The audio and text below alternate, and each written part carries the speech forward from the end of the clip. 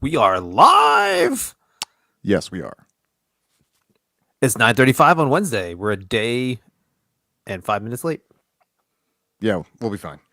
Yeah, I mean, whatever. Again, who cares? A day late. That's not. None of that matters. Let me pause. Some other sounds are going on in my ear because I'm a real professional. Yeah, there we go. All right. Red light, blue light. Let's start. We're good. All right.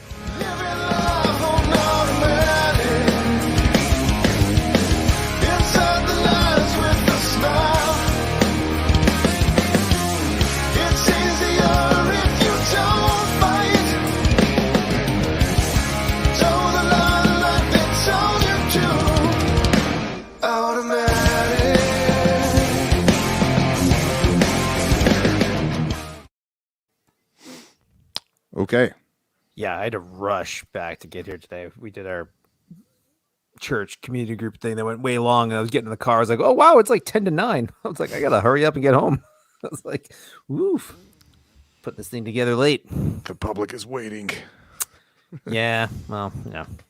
Our loyal fan sometimes. Somewhere between 1 and 2 fans. 1.5 fans. If he's not busy. Every now and again, someone says they listen after the fact. So that's cool. Yeah, that works. Yeah. I get So a handful of listeners/viewers on YouTube. Yeah. Just the old government spying on us.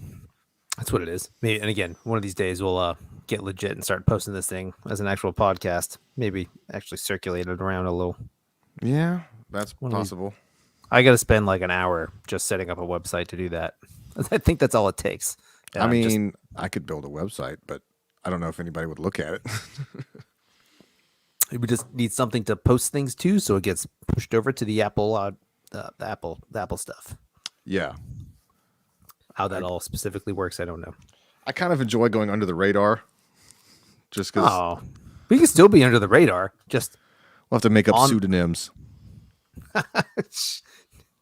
You're already Dan Cummins. That's already a fake name. Yeah, I know, but like, what was your name in Spanish class? Pablo. No, Pablo, and I think it was Paco. It might have been Paco. And Enrique was mine. Oh yeah, so we had like nondescript, no Spanish name equivalent. That was good. Yeah, I think it was Paco. That's right. I'll stand by Paco. What was your flamenco band name? Salsa Dave and the Burrito Supremes. Yeah, Salsa Dave and the Burrito Supremes. It's still one of my goals in life is to do that. It doesn't have to be that kind of band. It's just I think that's a great band name. Yeah.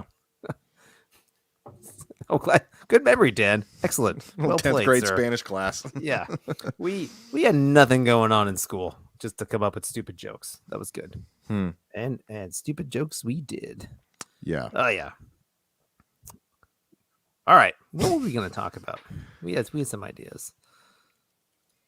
That's right. Have you been following that Kyle Rittenhouse? I have not been following it to the level that some people have, but I have been sort of passively interested in it. I'm only tangentially following it. I'm not knee deep in it. But it's pretty bad from like the prosecution side of things. I'm just a simple country chicken lawyer over here. I don't know. But like, what's that? Is that from The Simpsons or is that Futurama? That's from Futurama. I was like, I'm not just a simple country chicken doctor. Yeah, like I'm a hyper chicken country lawyer. Yeah, all right. But like, man, like the 3 or 4 of like the clips I've seen of like the prosecution like trying to like prove a point. The people in the stand are like, no, that's not what happened. Sorry. Yeah, it's weird. It's like it's oddly bad. It's strange. It really is strange.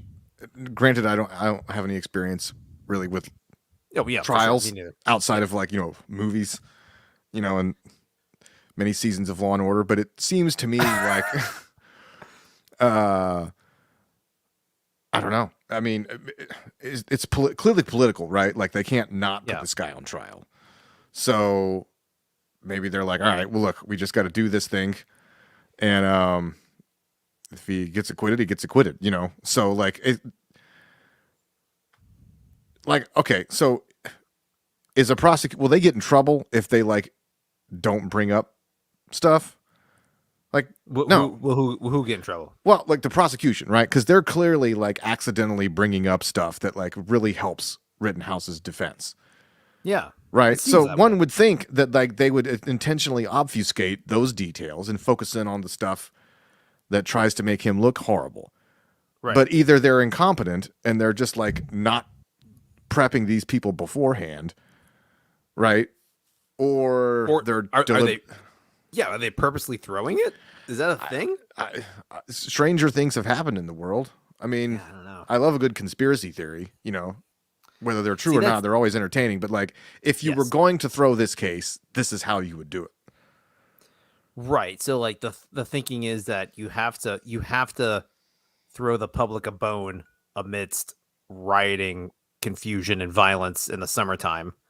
Arrest somebody, charge them, have a show trial, say we did our best, and then let them go. Does that make things? I don't know. Maybe. I don't know. Good question. Better? I don't know. I mean, maybe they're just figuring that they have to do it, and they can say, "Hey, look, we gave it the old college try." Because like if they act too incompetent, like if there's some sort of blatant procedural problem, then it'll be like a mistrial, right? Right. So they have to just, you know, cross the T's and dot the I's and say we did it. We give it the old college try. I don't know. It's weird. Yeah, no, it's bonkers. Like,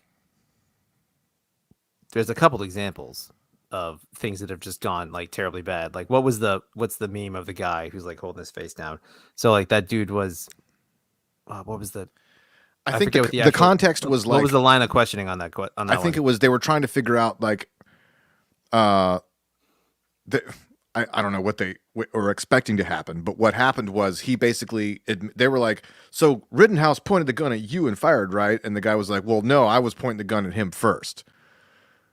Yeah. And they were all like, oh God. Right. Like, so I think it was something like that. Well, I think, yeah. So that was, yeah, right. So that was the prosecution's witness. And I think the defense was saying, so what happened? He's like, well, I put my hands up to surrender and then I got shot. He's like, well, we got pictures of you with your gun pointed at him with his gun down. He's like, yeah. He's like, and then we have a picture later. He's like, what's that picture? He's like, that's my arm being like vaporized. He's like, right. So that's after. He's like, so were your hands up or were you pointing a gun at him? He's like, my hands weren't up. Like, it's like, okay, that took 30 seconds. It took 30 seconds. It took 2 questions to be like, did that really happen? He was just like, nope, didn't. Nope, I was pointing my gun at him. Now, this is the guy who got his arm shot, right? Yeah, right. So who just so happens to be the same guy who's suing the city. Yes, he is suing the city. Yeah. Right. So I don't know. Like he's trying to get $10 million from the city of Kenosha or whatever to get, because he was. I guess because I don't know.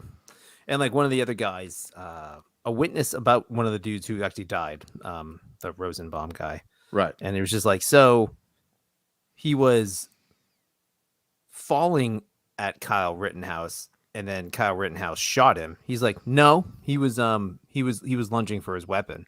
He's like, well, what do you mean by that? It's like, what do you mean before that? He's like, he was yelling, "Fuck you," and he grabbed grabbing at his weapon. He's like, and then he got shot. He's like, so your testimony is that he was falling. He's like, that is not my testimony. He's like, well, what? And he's like, he was lunging. He was trying to grab his gun, and then he got shot. And there was like, okay, no further questions. I was like, what? You can't. That was your witness? You would think that they would like prepare. You know what I mean? Like they would ask these people. You know, they would have affidavits or something. Like they would know. Right. What's the old rule? It's like don't ask a question unless you know the answer. Right, so they're just walking in there, being like, "I guess we'll find out what happened." Like, I just keep seeing them at at recess in the middle, like at lunch break. And they're just like, "Who told you to put the bomb on? You put a bomb on? Who told you to put the bomb on?" Like, do you know what a bomb is? You know what a bomb is? A bomb can do anything. I guess I messed up, Jackie. Oh, it's basically that. I can't wait for all the documentaries and stuff that the American Crime Story that comes out about this one. Like, I don't have anything else really to say about it. It's just I was interested in just to see what happens with the trial because like just I was interested with like, the Chauvin trial and all that stuff. But like Yeah. this seems like more of a clear or a seemingly more clear like Yeah. self-defense I kind mean, of thing. Chauvin's thing was always sort of a foregone conclusion based on the fact Right. that setting aside the specifics of the legality of what was going on, in which case, you could make a strong case for there was a reasonable doubt that it was murder or not, whatever kind of stuff, which doesn't say anything to the quality of a person that Chauvin is, right? But we knew that that was charged enough that like a guilty verdict was basically a given from the beginning. Sure. Whereas this is a lot less certain, right? There's a lot more question marks, right? One, he's a kid and he doesn't have a history, you know what I mean? And like all the actual evidence. Yeah. Yeah, I don't know. And like there's I mean I know there is like pressure for the city to like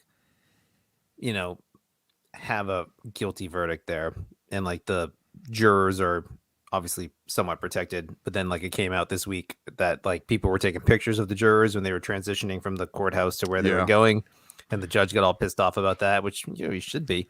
But like I don't know how much of there, I mean, is there really like, I mean, I guess it could be, is there like jury intimidation? I mean, like, you dox those people's names, and are there really people? I mean, that's a crime. That is a concern. Well, yeah, and that would crime, be grounds for a mistrial. I mean, that's part of the scandal surrounding the Chauvin trial was that like, there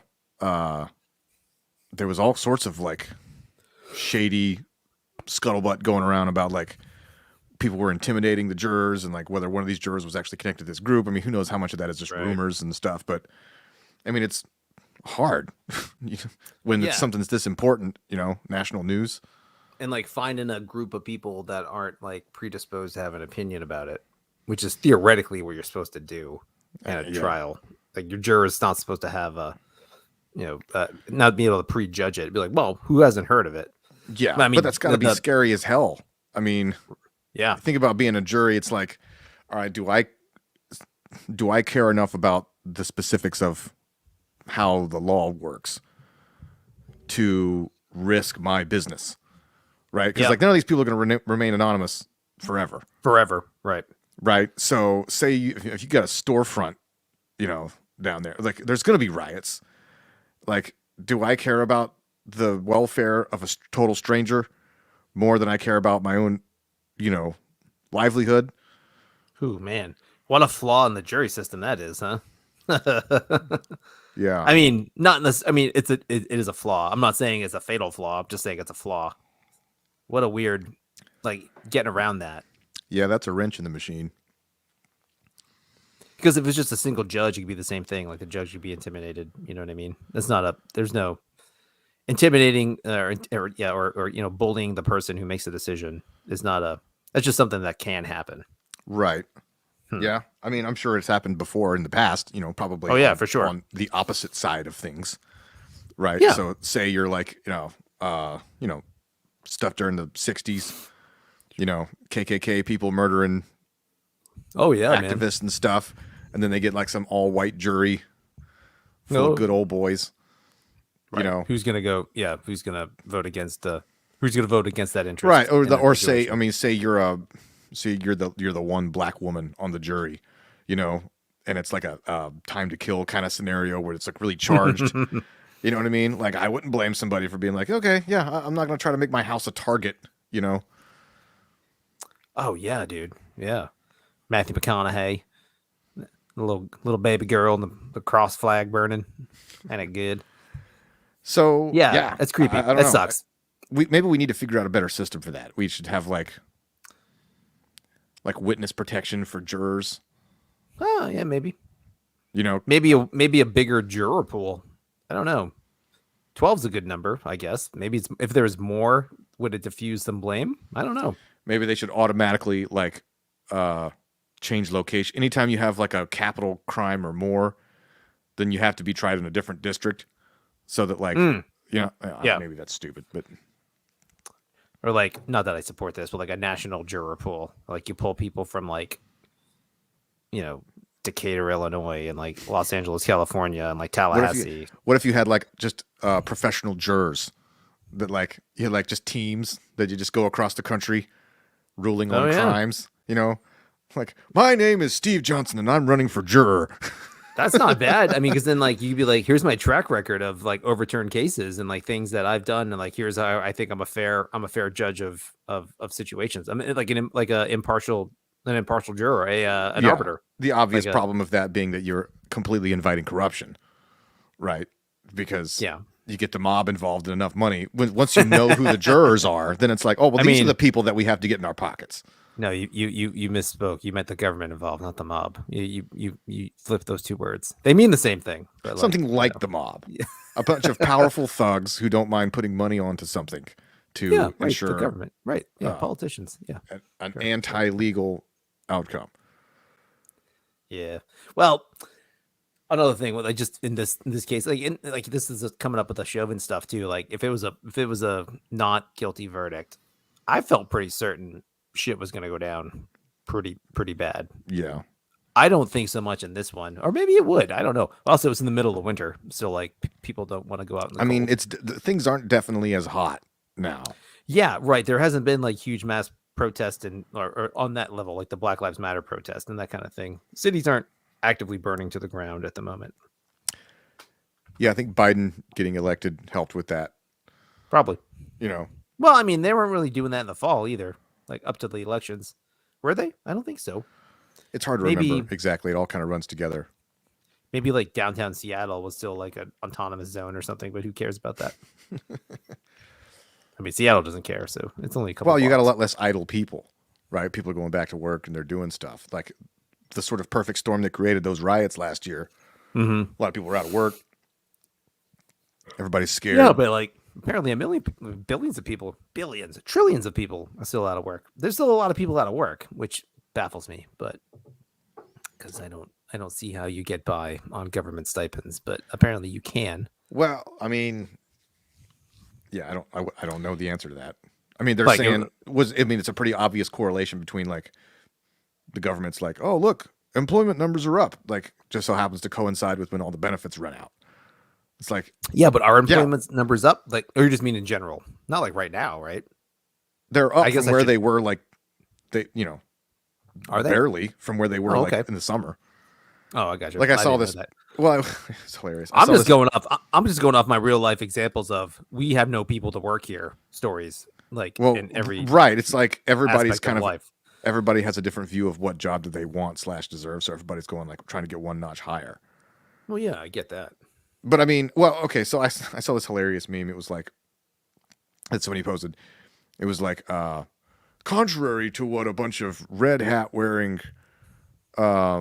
people are chanting at Ole Miss football games, basically trying to criticize the Let's Go Brandon thing, being like, let's take a look at some actual numbers. Why don't we? And it was like comparing October 2020 to October 2021.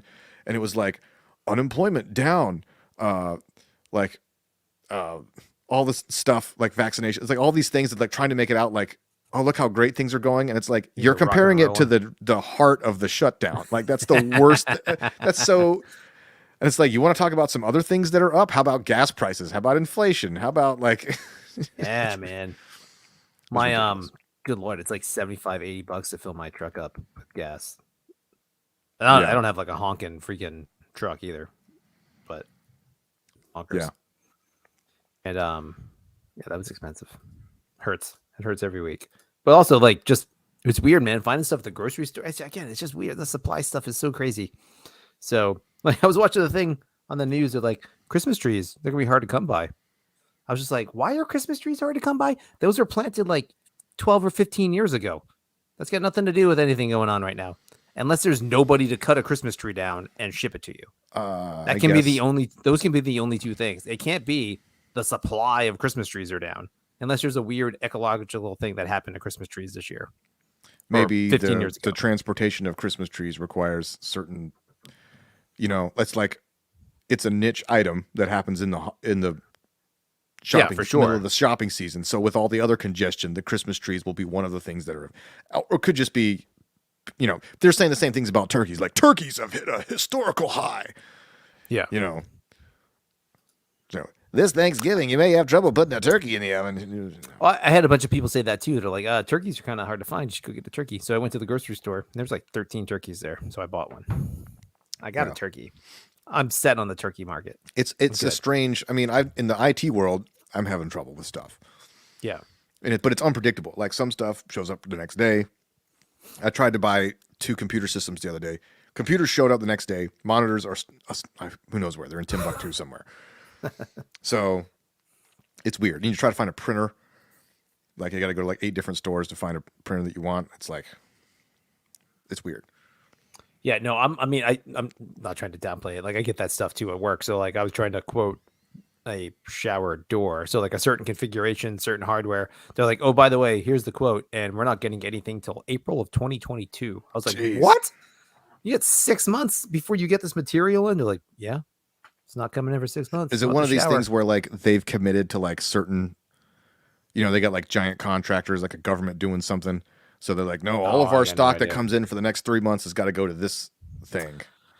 I wouldn't imagine that. They pawned it off on their supplier, said their supplier couldn't get them the stuff they needed. So I don't know what that means. But I mean, like aluminum takes forever. So this is like aluminum products. So like the metal, aluminum. So all that, like, so I see that a lot with like aluminum storefronts and things. Like everything's taken 4 or 5 times longer than it used to.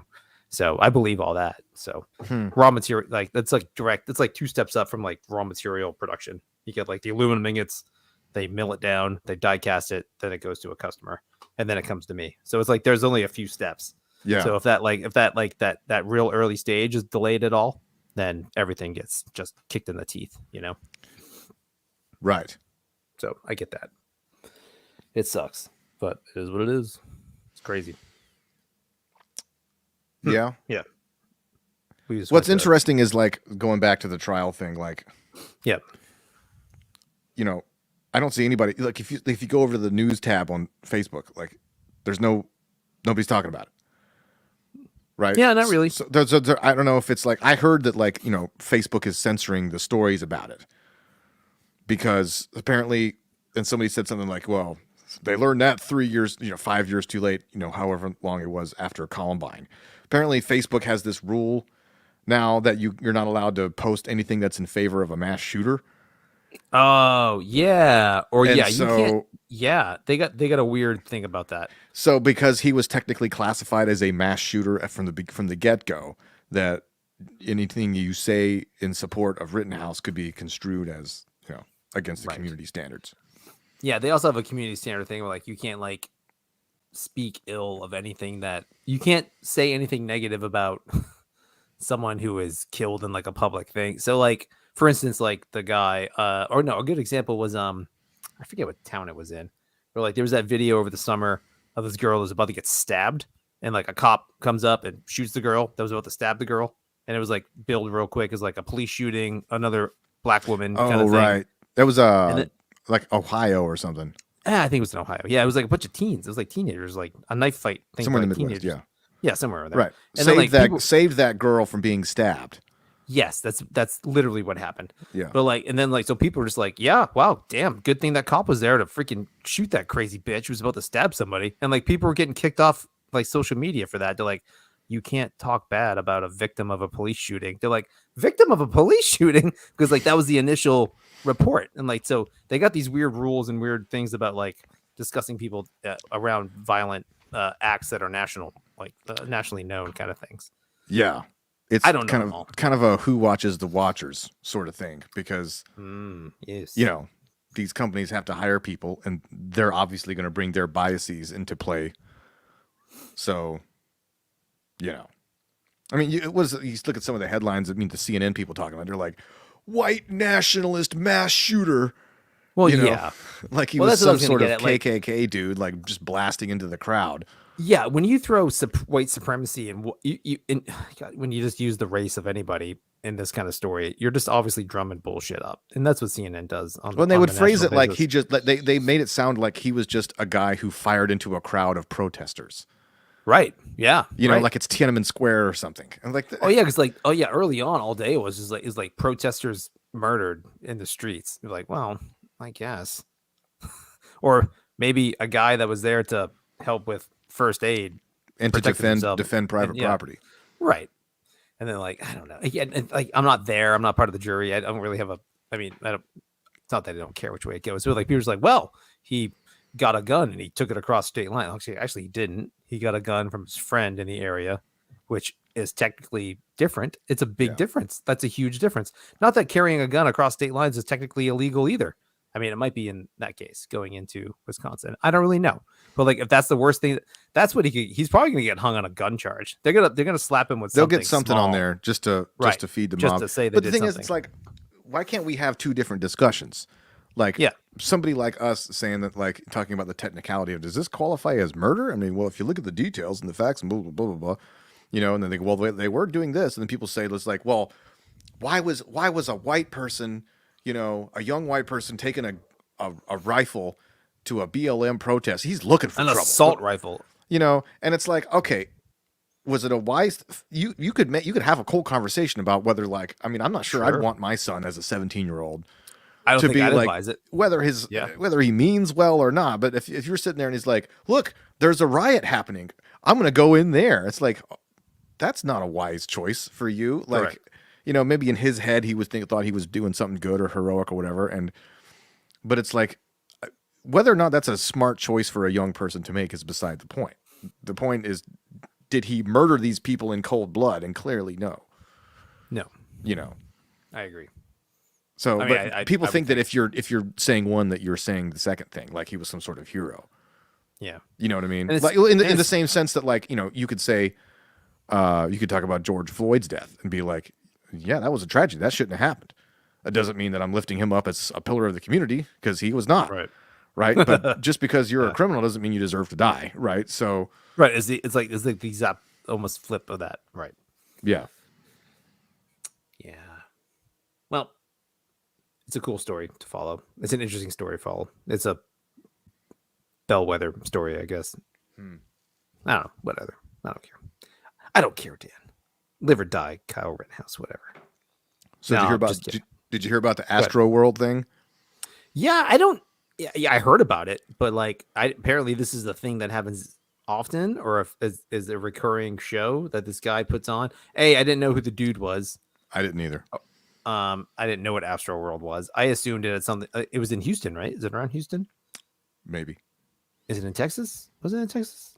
Did I misunderstand that? It doesn't really matter. So this is what I'm telling you. I don't know anything about it other than people got trampled. So. Well, that's what I thought. And I hadn't really been following it. Shayla had been following it, so she was filling me in on all as it's been developing. And sort of well, it's just like, you know, you're talking about a festival where there's thousands and thousands of young people, all of whom have their phone. So like the TikTok footage that's coming out of this place is horrific.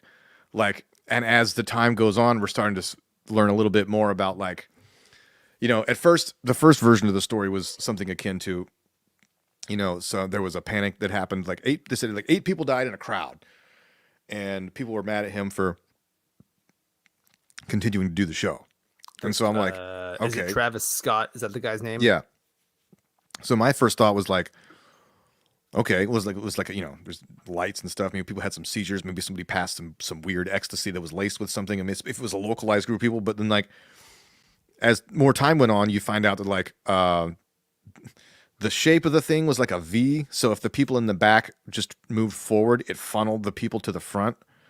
Like at the crowd, like to the stage? Yeah.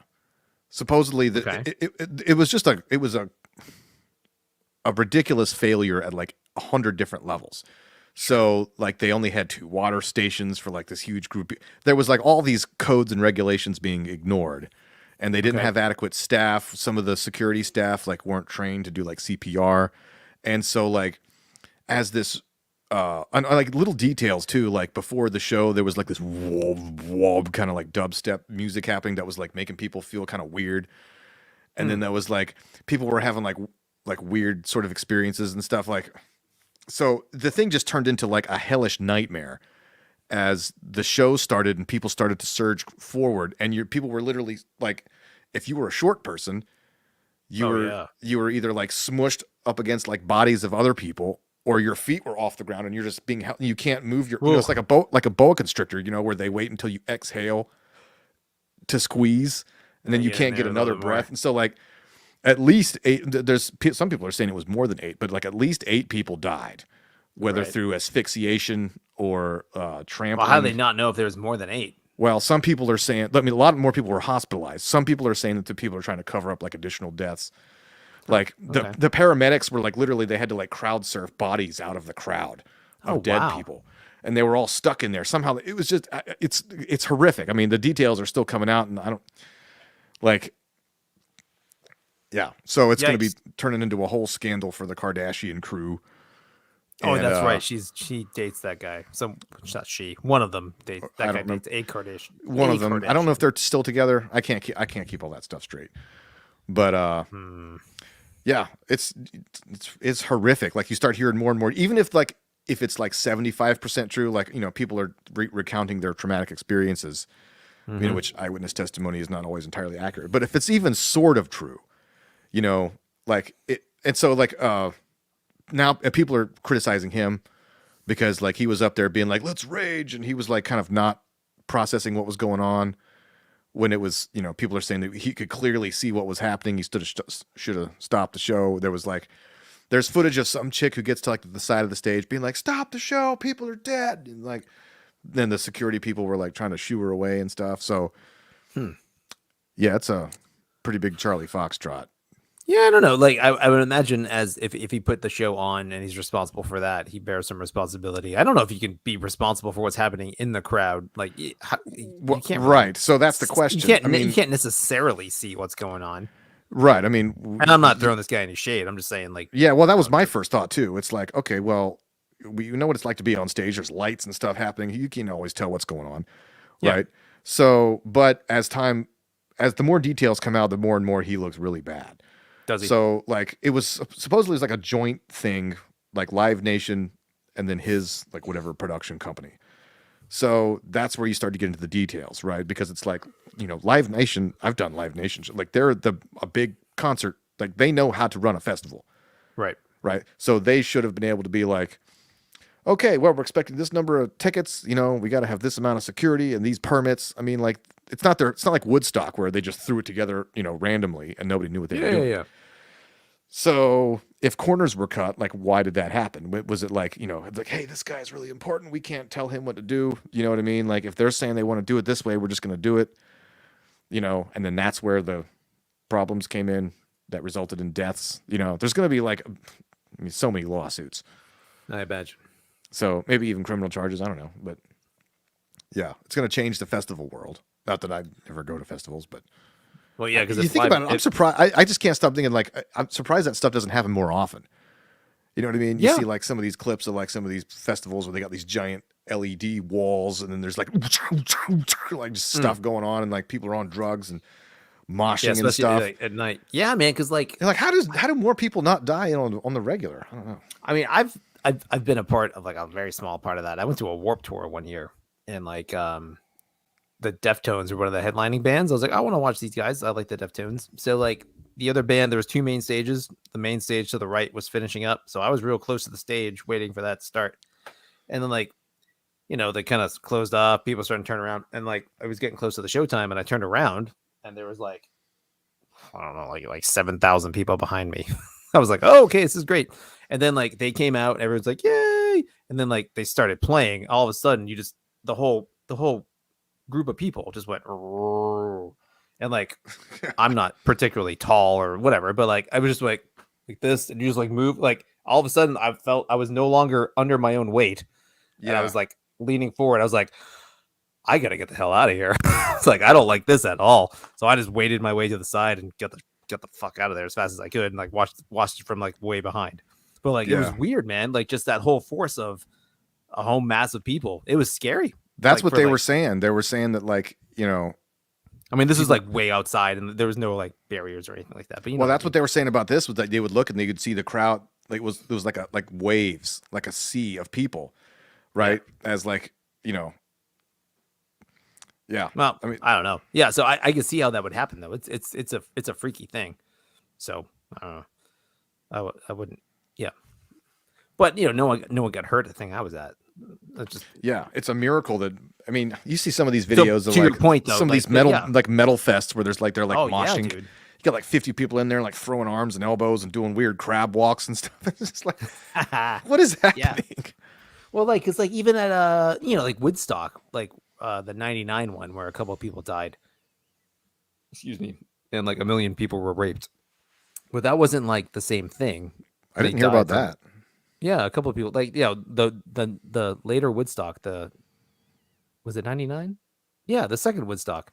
Yeah. Yeah, there was a bunch of like there was a bunch of sexual assaults and rapes. So like it was terrible for that stuff. I think a couple of people died like, but like I think from like drugs and stuff like that. I don't know. It wasn't from like the show. It wasn't from the crowd. They didn't die from that. There was just women getting brutalized because it was just awful. Like people like there was no water on that, and like or like they were selling stuff at such a high premium that like people wouldn't buy it, and then like it was just crazy. There was enough water, there was enough bathroom facilities, there was enough medical stuff. They didn't account for all that either.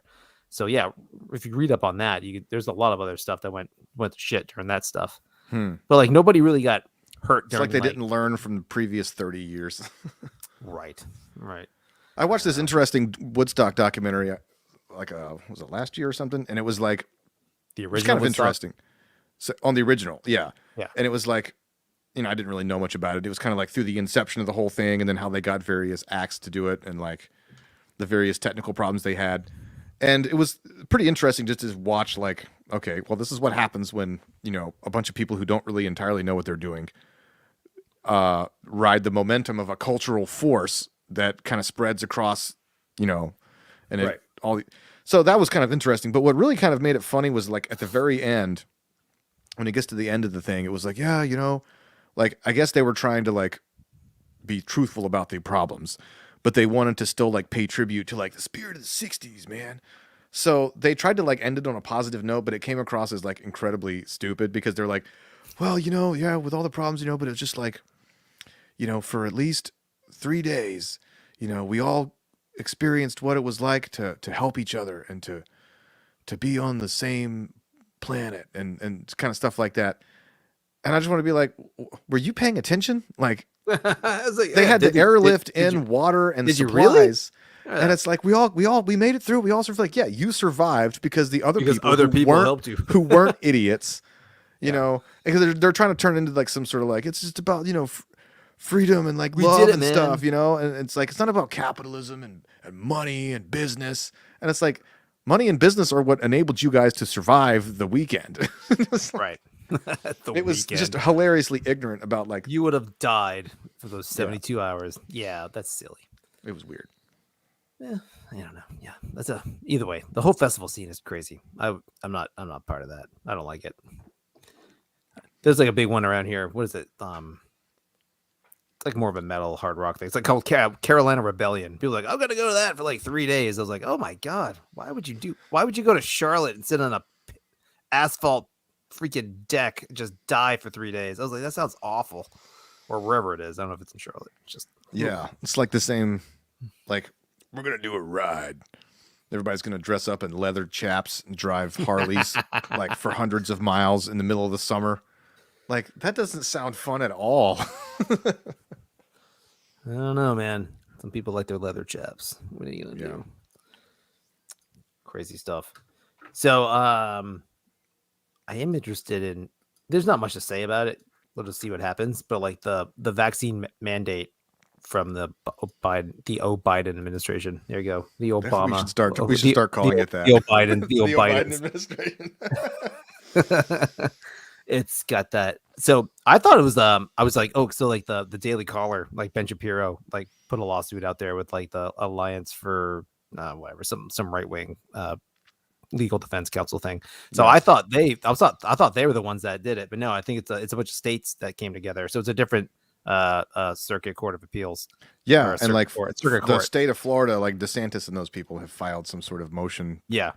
So there's already like 10 or 12 states that have sued the federal government. So there's like the stay on this, whatever the courts have put a stay on it. So I don't know what that means. Like all in all, I know like for the private employer mandate, like the 100 employee companies, that's on hold. I don't know about the federal contractor stuff. because that was part of that whole thing too. Like if you were a federal contractor, you had to get your staff had to be fully vaccinated or testing or like weekly testing or something like that. So I don't know. It's just super interesting that it came real quick. Yeah. Like the OSHA standard came out officially on I think Thursday, and then on Saturday the law was. I guess they had to wait for the actual law to come, because up to that point there was no OSHA law, because OSHA was going to write the standard and implement the law. So there was technically everyone that was complying at this point was just complying out of this is going to happen, therefore we have to do it. There was no law up until last Thursday, or no federal regulatory statute that said you had to do anything. Right. So then, like 2 days later, it was held up in court. So that was real quick. Like they were just like, "Oh, here's the thing. Here's the file." Court said, "Yeah, we'll hang on and take a look at this." Everybody hold up. Yeah, which is a really good thing. I think that's awesome. It's surprisingly hopeful that I have very little faith in our judiciary, but that was impressive to me, that how fast that got held up. Yeah, I mean, it could go either way. You never know. I mean, it's one of these things where like people might vote and talk one way when the consequences involve other people's money. Yeah. Right. So like people are all like, yeah, tax the billionaires, all that kind of stuff. Yeah. Cause I don't know any billionaires. Right. But, I'm certainly not so it's easy to get on board with the zeitgeist when it's not taking anything from you personally. Right. But like now you start talking about like, 100 people is not that big of a business. No, right? It's not. And so you start talking about people's bottom lines and all this kind of stuff. And it's like, hold on. Now that I might have a problem with. It's one thing when it's, Jeff Bezos's money, but like, Yeah, for sure. I mean, I could see them coming to some sort of compromise too. Like, all right, well, the federal thing, it's like maybe the direct federal employees, they probably still have the authority to do that. Right. But then like individual states be like, no. If you're an employee of a company that's incorporated in this state, you don't have to. They could make some sort of like weird gerrymandering on the rule. I would think the executive branch could say anyone who works and comes into contact with the executive branch, therefore, or the federal government, you have to be you still have to. That's probably going to keep happening. But like the private mandate's crazy. Also in the OSHA standard, there was discussions and talks about later on all companies, like because the 100-person company rule is just an arbitrary, stupid number picked out of fucking nowhere, which means nothing. So like, who thinks they're going to stop at 100 people? Well, that's what they said. They said we're not. That's exactly what they said. They're like, no, we're gonna eventually. This is gonna be all employers. It's gonna be a federal. So which just means it's a federal vaccine mandate across the country, unless you don't work. So, like, I don't see that. Holding kids and retired people, and then kids are going to make it for school, and it's going to be up to individual school districts. Probably. Well, I don't think so. I think the federal. Unless this fails, if this goes through, I think the federal government would try to mandate it across all.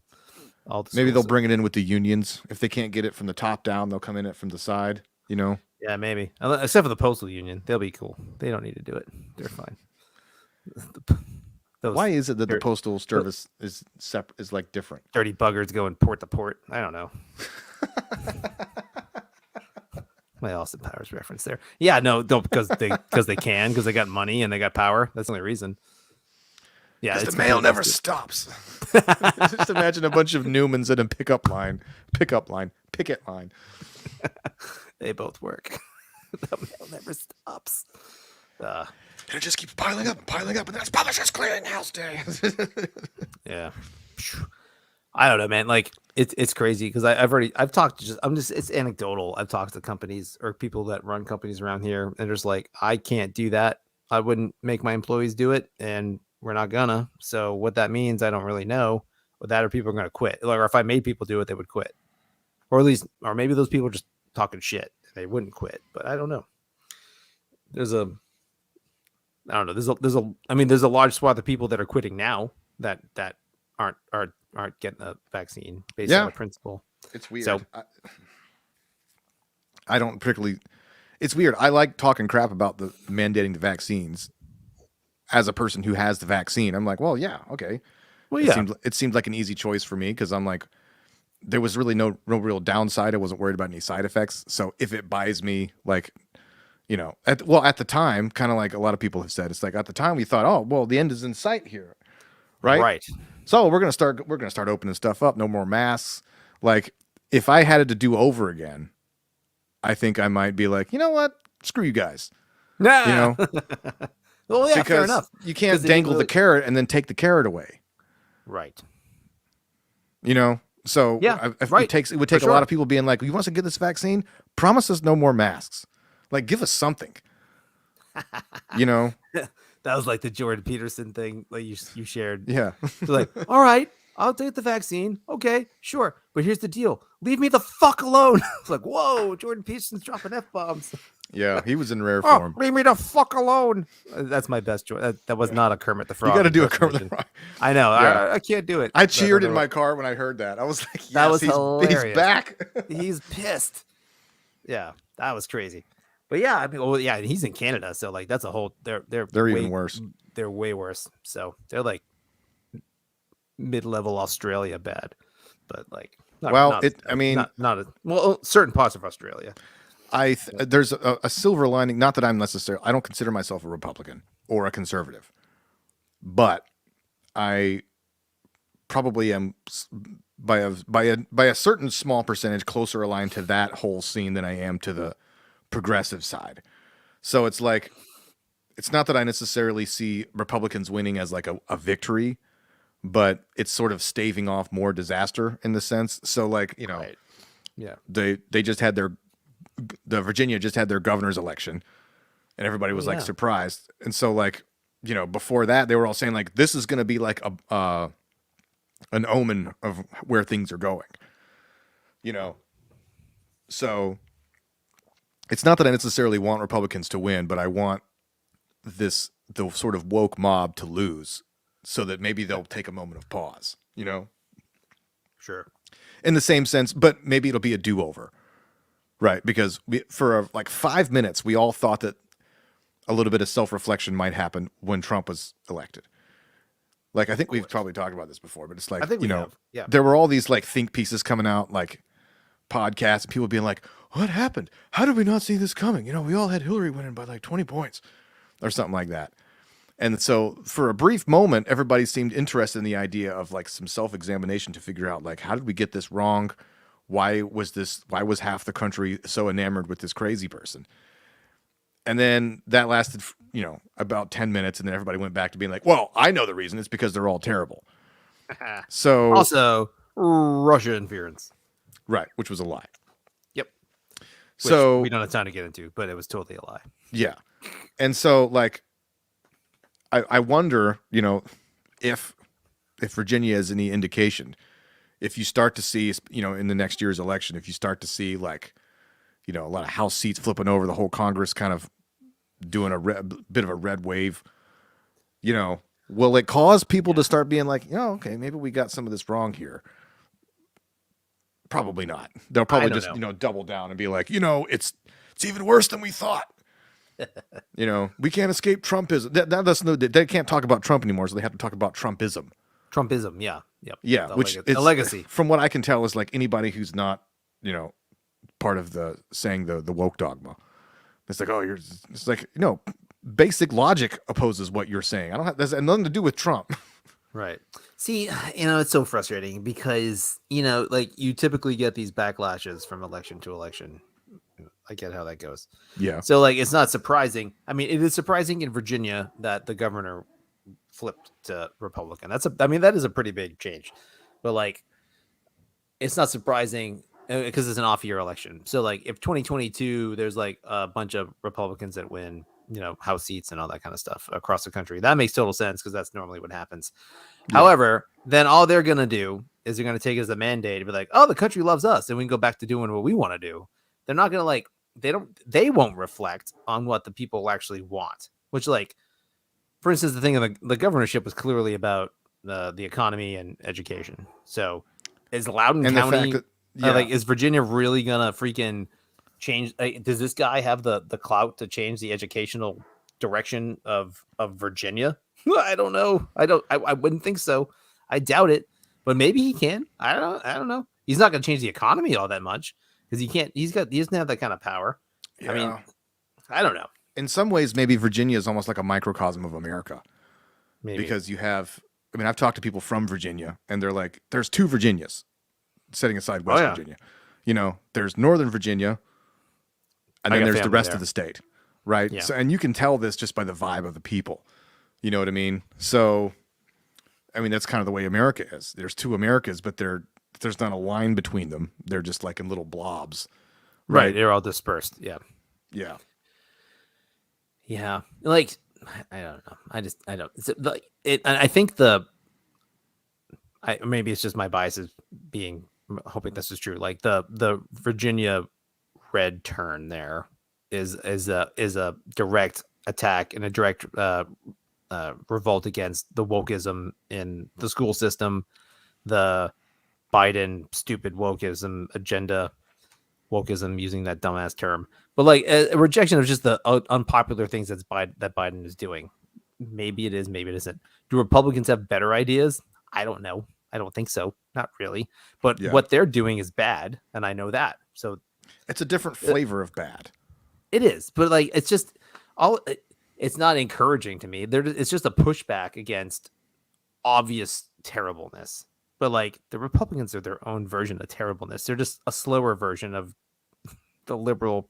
Like the conservatives are the slower version of the liberal terribleness. It's like Michael Ballas's quote is Republicans are Democrats doing this, or conservatives are liberals doing like the speed limit or something like that. It's just like it's I just butchered that quote, but like it's just the it always progresses this way, and like because like not that they shouldn't be, but like ask any Republican representative now, be like, how do you feel about gay marriage? They're like, all for it, dude. Gay marriage, let's do it. Yeah. It's great. 10 years ago, Barack Obama was against gay marriage, right? So it's I don't know. It's a silly game that's all played, but it's still interesting. It's interesting what happens, and not that like people should have been super pissed off about what's going on, like the school systems and all that kind of stuff. I mean, we've talked about like the CRT or the CRT applied principles and whatever, racial essentialism in the schools. That's all bullshit, and that stuff happens, especially in the urban areas and like the bigger, like demographically diverse areas. Like that shit goes down, man. And it's a fact. It happens. People can say it doesn't happen, but it totally does. Just whatever. People see it. People are pissed. Parents are watching schools. They can see what was going on for the last year with their Zoom school, and they're just like, "This is stupid. Like, what the hell? What are my kids learning? What am I hearing this about?" So it's been a weird year and a half, for that whole angle. You know what I'm talking about? Yes. Does that make sense? Yeah, that makes total sense. Now this is again. I'm going off what I'm hearing, where it's reported. Because like seriously, the school systems around here are in Carter County anyway. They're not like that. Or also, my kids are, like freaking 1st and 3rd grade. So it's not really the peak of like social indoctrination area. But I don't know. So maybe it happens everywhere, but maybe it doesn't. I'm sure it's a very diverse experience across all the various areas, like I would think so. Yeah. I mean, in setting this, people try to say that like the CRT thing is like a boogeyman. And let me, I'll come back to something on that. Go for it. Well, I don't know the exact answer to that because the country's so big, you can hear anecdotal evidence of all kinds of things, of, kids being taught certain random strangeness, and it doesn't have to be a specific. The kids don't have to be reading Ibram X. Kendi in the classroom. No, for that to have been an influence. Yeah. Right. Anyway, go ahead. Yeah. No, it's I mean, yeah, right. It's CRT inspired material or CRT influenced material, but regardless. But my favorite thing is that, like, when you say CRT, now if you watch like CNN or MSNBC, you're like, oh, well, if you talk about CRT, that's a dog whistle for racism. You're like, I love the term dog whistle. Like, it seems so backwards to me. Like, you're dog whistling white supremacy. Yeah, tell me more. Wait, well, like, so, yeah. wait a minute. No, but like, just in general, the term, if someone says you're dog whistling me, like, that means you're hearing it. Like, that means you're receiving it, and it's supposed to be like a secret thing.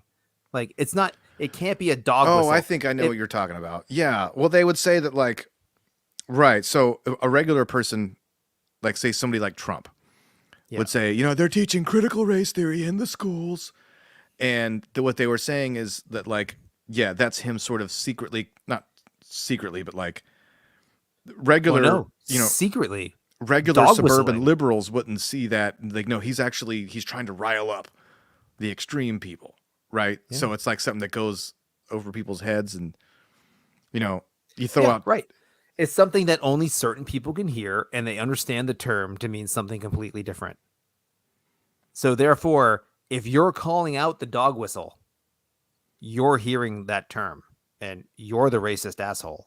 That's all I mean. Like, it's just, but like, so like, if someone's like, I take this thing and I blow it, and you're like, what was that, Dave? I was like, it was a dog whistle. I'm like, Dan, did you hear it? You're like, no. But then if I blow it again, I was like, Dan, that was a dog whistle. I'd be like, oh, I heard it. You're like, you're a dog, because it was a dog whistle. Like, that's it. Like, if you hear a dog whistle, you're the racist. Preposterous, egregious. Yeah, that's all I'm saying. It's a stupid. It's just it's a really aggravating analogy for. It's a way of people sidestepping an actual argument. It is a shitty way to sidestep an argument. Yes, but it's such a bad way to do it. And like, people are just like, oh my God, it's a dog whistle. Wow, that's really it. That must be it. Oh, wow. He's saying things that only these people understand. But I hear it as racist, and I'm not a racist, but I see it as racist. Like, you fucking right. By avoiding talking about the actual content, what they'll do is they'll point out people that are not terribly intelligent or whatever, and they'll be like, do you want to be a type of person who complains about CRT? These are the people who complain about CRT. You got dumb red hat wearing dude here from Alabama. You got this, incendiary conservative talk show person, whoever, whatever. And it's like, do you want to be associated with those people? You get your own little things. I don't want to be associated with those people. You know what I mean? Yeah. It's like, it's like a bunch of moms in the 80s at a Christian school being like, do you want to listen to this music? You know who people listen to this music? They smoke weed.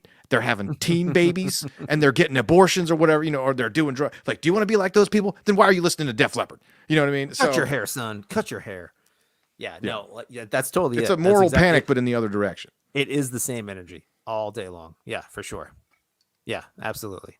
But yeah, gosh, yeah, it's so stupid. And also, in like another thing, like in the Virginia race, like I think the lieutenant governor or like another high-ranking official, a black woman who's a conservative, got elected. Right, I saw that. There was a picture of her with like an AR-15. Like a freaking gun, yeah. And everyone's just like, they're like, you can vote for a black person, and that black person can be black, and they can say things that doesn't mean anything. You're still all fucking social. You're all white supremacist and racist voters. Like, it's like she's the voice of like white supremacists. Like, that's it. It's like, so they said all the same stuff about Larry Elder in California. They did. So it drives me crazy. It's just like, so basically any black person that disagrees with you is therefore the white supremacist version, or like, so like, but what, like, it's so internalized like a Stockholm syndrome or something, right? But the only correct way a person who's African American can think is the way you think, and like, but who's to say that the way you think is correct? Why isn't that African American correct? I'm gonna use the term African American just to be politically correct and stupid. What about their lived experience? Oh yeah, right. Come on. So it's so condescending and bullshit, and it's a house of cards that falls apart under a certain amount of scrutiny. But it never ends. Like, it's on it happens every time this kind of stuff comes up, and like, it's like people get paid a lot of money to talk that kind of shit. I don't get it, but I guess I don't know. The advertisers keep paying, man. So whatever. That's what it comes down to. It's crazy. And it is a stupid, like, it is true that, like, just because, oh no, I don't even know if it is true. Like, you can't be a racist and be like, I voted for this black person to be my governor or my lieutenant governor or to rule over me. I mean, like, I'm sure you can. Yeah, but you're a dumb racist. Like, you're a piss poor racist. Like, race, your racism is low down on your total poll of shit you're concerned about. Well, you know what I mean? Right. It's like yeah, I was going to like a whole other rabbit hole, but like no, people even say the idea of racism being potentially internalized is that can happen. No, but like I saw an interview of this guy, like just one of these just race baiter dudes, and he's just like, yeah, so just because you voted for this person, or just because you have black friends, or just because your spouse is black, doesn't mean you're not racist. Like, just because my spouse is black, I'm not racist? Like, fuck, what are you talking about? That's the craziest thing I've ever heard. Like, like I would push back and say that on its own, that sentence isn't necessarily insane. No, come on, dude. That is absolutely insane. Well, okay, the way I hear it, and this may be different than the way they intended it. Like, I'm sure they probably were saying a bunch of other stuff that was maybe I disagree with. Maybe. But psychologically, I can see like how, because I knew people who were like, man, people say like, I voted for Obama, so can't call me racist. Like, okay, I don't know why you voted for President Obama. You could have your own reasons for that, but like, people are complicated. Like, racism does take a lot of forms. It can be internalized. It can show up in subconscious. Nope. I disagree with that. Keep going. Okay. I meant like, it can show up in biases,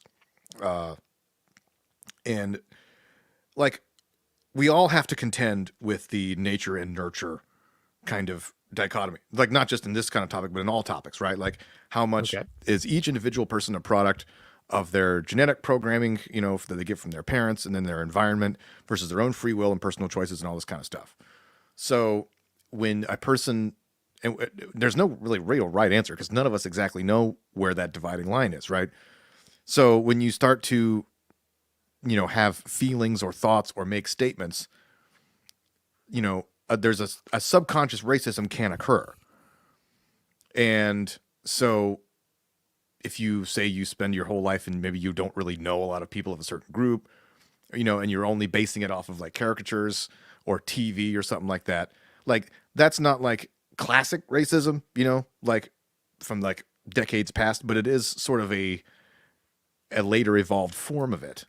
And it's, but the act of voting for somebody of a different race is not racism. Well, no. I mean, right. I would say it goes to the heart of the person doing it, right? I mean, it can't. But it can't be. Now, I guess, okay, so maybe I misspoke. Maybe that person can be racist, but like voting, but what they're saying is it's just voting for somebody who is like, so I was a white dude, I voted for a black woman. Okay. So what they're saying is me voting for this black woman is an act of white supremacy. That is fucking okay. Well, that's insane. What would be the justification for that statement? Because what they perceive as white supremacy is what this woman personifies. So this woman pushes white supremacy, even though she's black. Now, however, there's no reason to say that what she pushes, her objectives, her platform, goes against the interest of the black person in America. Although she's a black person in America, it's her interest to go. So like, who's to say what interest is what?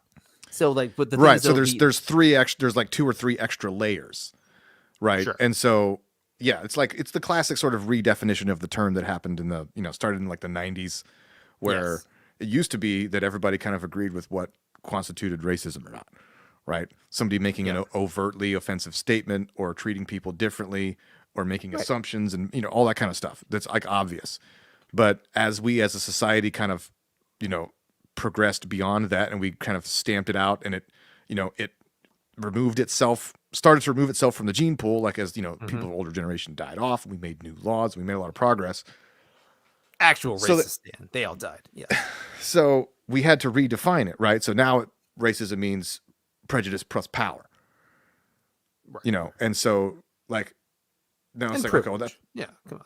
Right, that whole kind of thing. And so I forgot what I was going with there, but you know what I mean? So like we redefined the term, and now you can make it mean whatever you want. Yeah, you can slap it on anybody you want to. I don't know, just it's silly. Well, because it represents like it's how we make the jump from where the various terms like systemic racism and institutional racism and all this kind of stuff, right? If you act like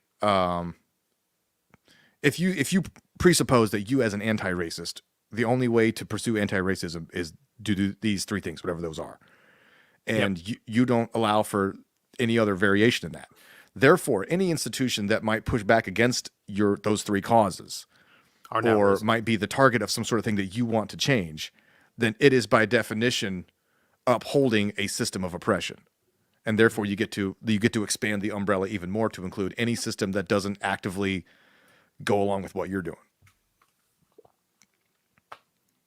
I agree. Yeah. Yeah, for sure. I don't know. Just well, and then plus, I think if you marry a person of another race, you by definition don't hate the other race.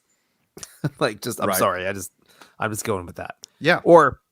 And like, not that you couldn't be like, I don't know, whatever. And also, it's just it is in itself inherently racist to go, you're a black person, and you don't think you should think this way. You should think like black people. Like, but black people don't think a certain way because race doesn't matter, right?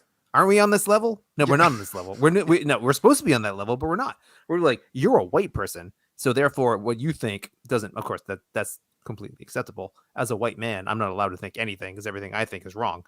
Then you can yell at me all day long, and it's not racist or sexist or anything. So, but yeah, that's just a silly. It's a silly way of making. It's an obvious contradiction in your logic. That not that I should really stop expecting people to recognize contradictions in their logic, because that's just not what people want to do. If I was to be generous to it and like try to find the Steelman version of it, I would say Steelman. What they're trying to say is they're saying it in a stupid way. So saying like Clarence Thomas or Alan Keyes, or who was the guy who Alan was like Keyes, yeah, good one. Who was the guy who was a doctor in the Trump administration? Like Ben Carson? Yes. These type of guys, if they're saying that like, they're supposed to believe this, like that's a stupid way of saying what they're trying to say. I think what they mean is like because the lived experience of a person from this demographic is so fundamentally different that how could anybody who's like, got their eyes open with this experience, it's weird for them not to have X, Y, and Z viewpoints. Sure. You know what I mean? And it's so... Or like what they're saying is the vast majority of the lived experience of this demographic is this. So therefore, you would reasonably expect your reaction to be this. Right. So that's a more charitable way of saying the same thing. So now it's still a little bit demeaning, right? And it's painting everybody with a broad brush. Yep. And it's not allowing for diversity of thought and of approaching things from different angles. So it's not wise, but it sounds less stupid than just saying black people need to believe this and they need to vote this way, because that sounds like a clearly racist statement. But to find the grain of truth and like the good-heartedness behind that, I can see where they're coming from. Right. Even if I might disagree with, voting on a particular law. I mean, and the logical thing is use it as a syllogism. A, you're black. B, black people experience this. C, the logical conclusion is people who experience this need to believe this. Feel this. Well, A, you're black. Fine. B, black people experience this. No, that's a failure. That's not a universal. That's not a thing. You can't make that claim. So therefore, your thesis false. Like, it's destroyed. Most people don't have the time to like delve into the different layers of that equation. That's as deep as I get in philosophical arguments, right there. That's good. I mean, but I Plato's a man. All men die. A lot of the breakdown happens because, some outside observer listening to us talk might come out of this with the impression that we're like horrible people. But I'm like, no, there's lots of grains of truth all over the spectrum. You know what I mean? Sure. And so I don't necessarily, I dislike the dialectical process of expressing these ideas more than I actually disagree with the ideas, in the sense that like, I have no problem, like, and I'm sure you two you would as well. Like, talking even somebody like Ibram Kendi, who I probably disagree with on everything. Like, well, we can have a conversation as long as he's not a dick, and as long as I'm not an asshole. It's like debating the ideas is one thing. Having different viewpoints, beliefs, opinions about something is one thing. I think where we get frustrated is that the way that they get expressed in like news sound bites and Twitter feeds, to the point where people who haven't thought them through all the way are just repeating bullet points. Right. And we're having a very non-nuanced conversation. So if we were going to talk about this in a way where we're actually delving into like, individual versus group identity and what that means for a person's, the weight of a person's sins, towards other groups and individuals, and how much these sort of prejudices and historical realities play into all of our actions and choices and situations. I mean, that's a encyclopedia's worth of conversations. Sure. Right. But we never get there.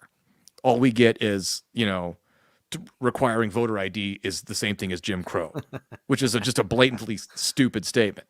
Right. Right.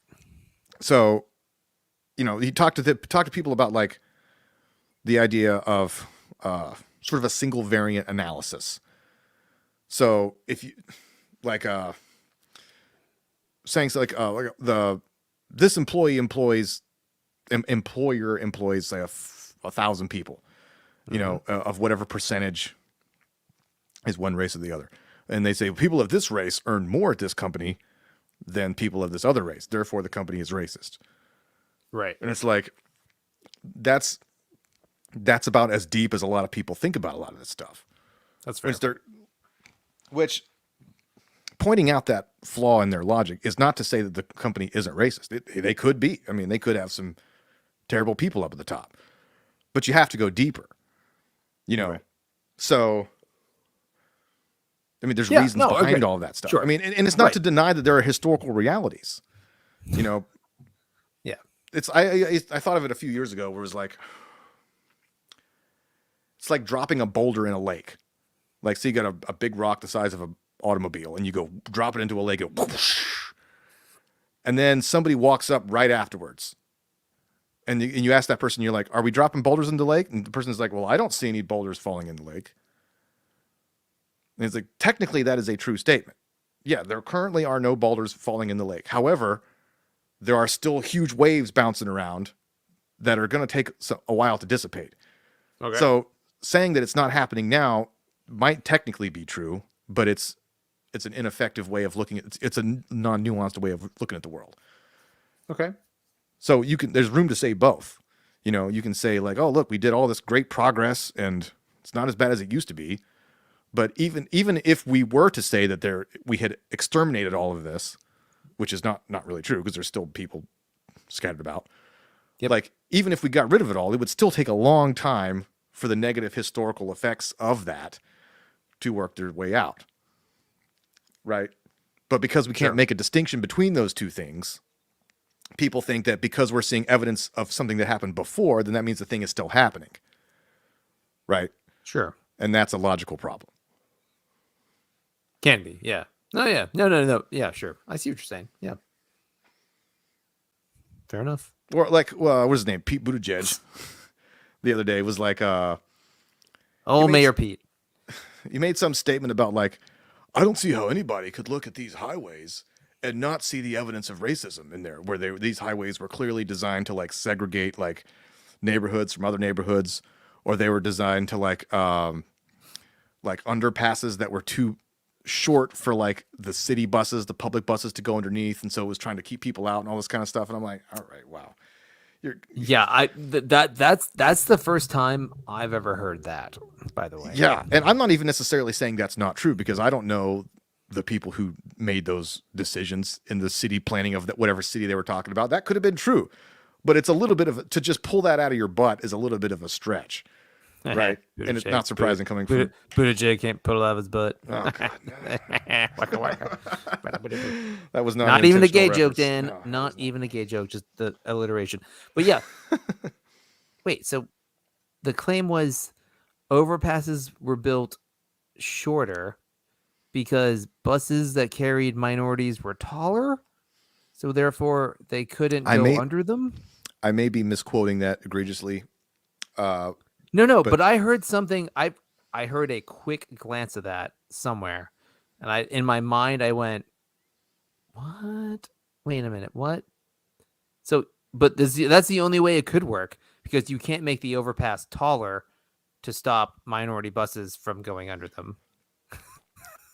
I mean, it's not impossible for that to be true. Like, it wouldn't surprise me if you had some boss hog kind of city councilman who's like, "No, we're gonna do going to make this overpass too short so they can't fit them city buses in there. Like I believe that people can be that shitty. I mean, but city buses are the ones that carry them Negroes. And the Negroes can't go into these underpasses. Is that I don't know. Okay? I mean, there is a history of that kind of stuff. I mean, like in Durham, they had the whole Black Wall Street area, which was like notable throughout the South, and then they built 147 right over that area. Yeah. So I mean, that kind of stuff is real. Like they built it over the area to. I'm fuzzy on the exact details, but part of the reason that industry didn't really. I have no details. That's why I'm asking. Flourish or last. The part where Durham Freeway goes is right where that was. Okay, so granted, all those things happened. What does that have to do with funding highways now? Like, I don't know. What can you do to rectify that? I don't know. I wouldn't give the same government the power, the same government that had the power to raise and lower bridges to discriminate against black people or to pave over freaking swaths of areas that were prominent black people prospering economically. I wouldn't give the same people the power to make that right 40, 50 years later, because they're the same assholes with power that are just going to mow over anyone else to get over whatever they want to get over and just discriminate against someone else in the process of doing that. So hooray libertarianism. Right. I mean, what they would probably say, the proponents of this style, is that like you have to bring concepts of equity into subjects that normally would not relate to equity. Sure.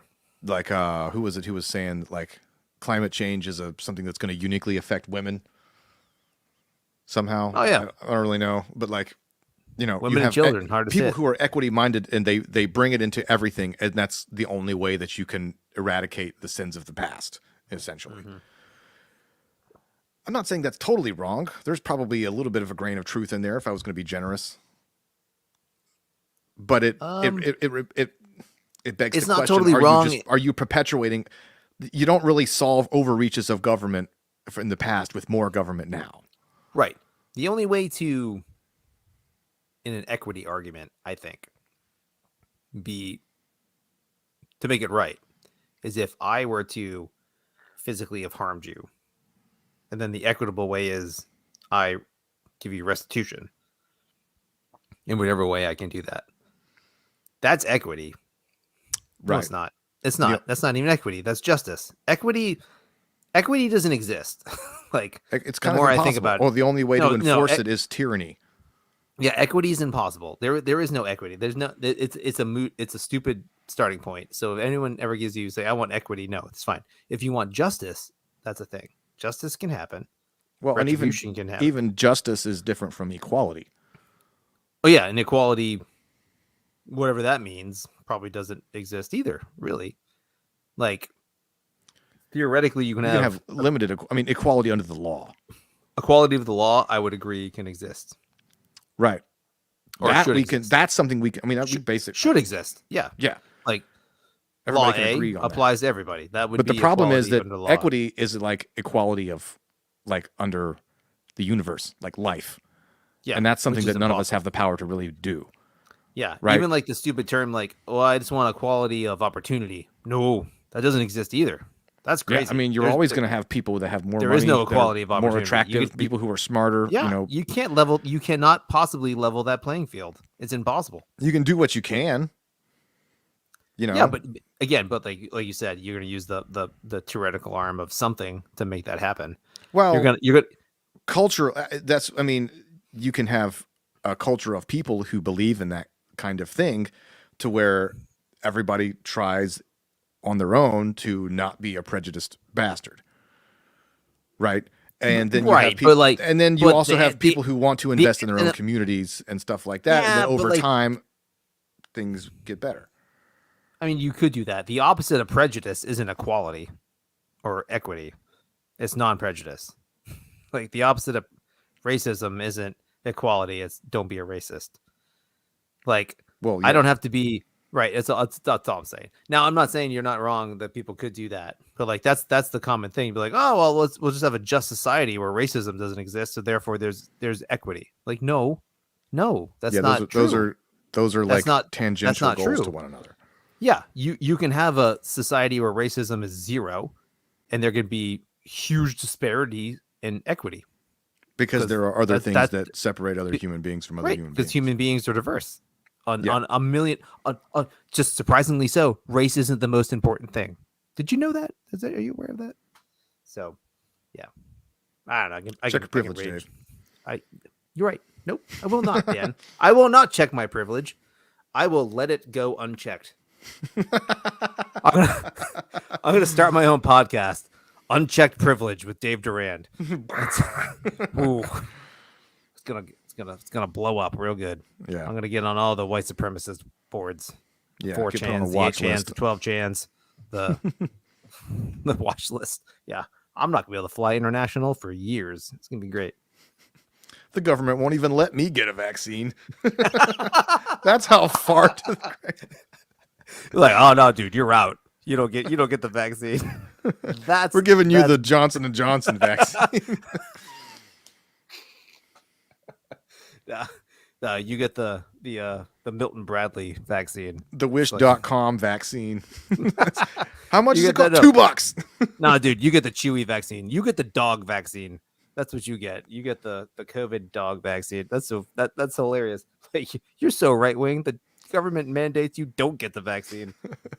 And you get like some knockoff drug called ivermectin. I be wrecking.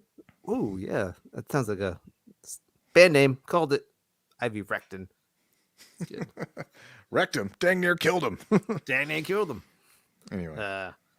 Yeah, you said something earlier. Like, I think you identify more or maybe overlap more with like right wing stuff, and I think I do too, but like only in rhetoric, right? Because like people in the right wing political sphere is not the same thing, and then I know there's like Democrats that feel that way too, like the super progressive people are like, oh, I'm a Democrat, but like Democrats don't represent me. I'm a Bernie Sanders crazy liberal dude, right? You know or you could have like really sort of middle of the road, like Leslie Knope type Democrats, who aren't on board with the AOCs of the world. Right. I still hate her. Yeah. Well, who, Leslie Knope or AOC? No, Leslie Knope. I was just kidding. That damn Leslie Knope. Yeah, the whole Joe Biden subplot of Parks and Rec is really funny, I know, right? In retrospect. Yeah. I'm looking forward to watching through that again. Yeah, that'll be interesting. That's something we should talk about. Because we should do a whole show just talking crap about conservatives, like in whatever ways that we can. Because we spend so much time talking crap about like ultra left wing people. People might think that we're just like some red hat wearing kooks, but it's like, no, I have significant issues with like, a lot of the people under the red tent. Yeah. It was hard during the Trump years because like, whatever, he didn't, he's an asshole. I get it. But like his political stuff wasn't terrible, really. Right. Like in terms of what it could be. Like I got complaints like the isolationism, the freaking trade war stuff. That's all stupid. But like also, I got thoughts about all that. We can get into that kind of thing. But like the war stuff was bad. I think obviously every Republican is generally a war hawk and deserves to be shunned out of office. But like, but you could make a case that Trump was one of the least warmongering presidents in a while. I could. Yep, you could. Also, he dropped a bunch of unnecessarily bombs and killed a bunch of innocent people for no reason. So, yeah, with undeclared wars. So, some might call that a war criminal. I don't know.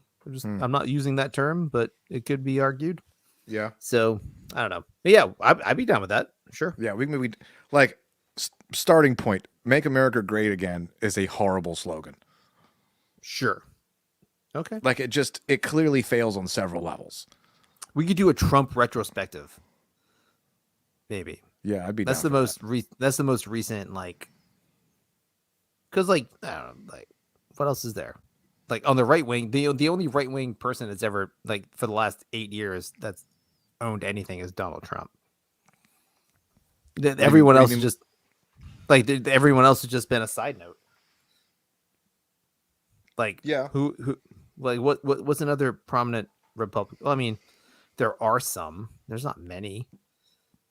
Like Rand Paul makes some news.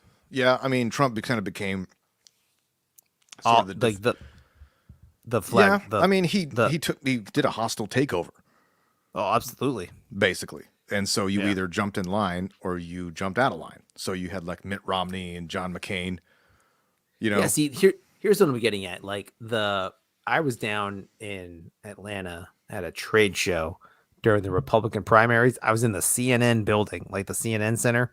Huge screen. They had it was during the Republican primaries. And like I was watching this thing. I was drinking a coffee, watching highlights of like one of the debates or something. I was like, this asshole is crazy. I was just laughing to myself. I was like, there's no way Donald Trump is ever gonna like early on. And then like he just destroyed all these he just destroyed all these neocons, all these establishment Republicans, just freaking made fun of their looks, made fun of their wives. Just by being an asshole. Yeah, right. I was just like, I can't believe what I'm watching here. But like it's so different now on the Republican side. So like who do we talk about? Who do we mock? Who do we disagree with? I don't know. I mean, the Republicans are having a rebuilding year. I mean, no question. Right. So what are they rebuilding? To figure out like what are we going to look like? You know, are they going back right pre-Trump or are they going post-Trump? I mean, I think for the good of the country, it would be nice if they came up with something new. Maybe, you know? Yes, probably. Like maybe something I could get a little bit more behind than like the Romneys of the world. Well, see, that's all I'm getting at. That's what makes it hard to get on Republicans right now. That's all I mean. There's just what does it even mean to be on the right side of the aisle? I don't even know. Right now, it basically means opposing the insanity of the left. Right. So it means being reasonable about COVID stuff. It means because the whole cultural and political force is on the left. Right. So it means kind of holding the bulwark, right, on the immigration and, you know, small government stuff. Yeah. But it's a big tent. There's a lot of varying interests, right? There's people who care more about cultural issues, and there are other people who care more about economics.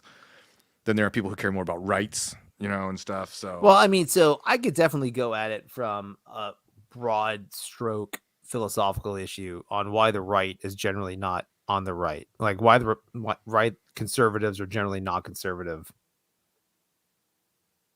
You would have to define those terms, right? That's a whole. I know, you know what I mean. So so maybe we can just come up with a topic here or there and go for that. Yeah, I'm down. I don't want to look like a flaming crazy right winger. Ooh, that would be bad. I want to look more like a middle of the road, respectable anarchist that wants to burn it all down gently. I don't know. I'm down with that. That'd be fun. I'm okay with it. Just we gotta. So if nothing monumental happens between now and next Tuesday, that's what we'll do. Yeah. No, I get. Listen, man. Seriously, I am a die in the wool freaking libertarian anarchist guy. I can rage on Republicanism forever. I don't know there's any specific Republican stuff I can rage on now, but in the main, I'm happy to riff on that forever. Yeah, I can do all that. Yeah, me too.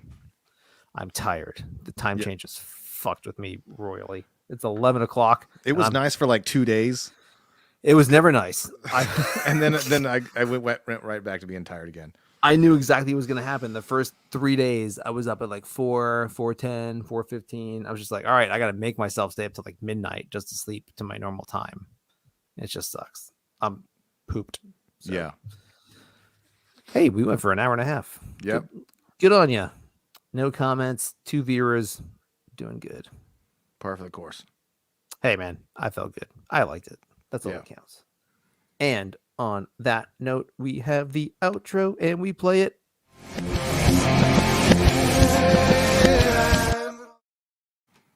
Mitch McConnell looks like a turtle. We could talk about that for a little while.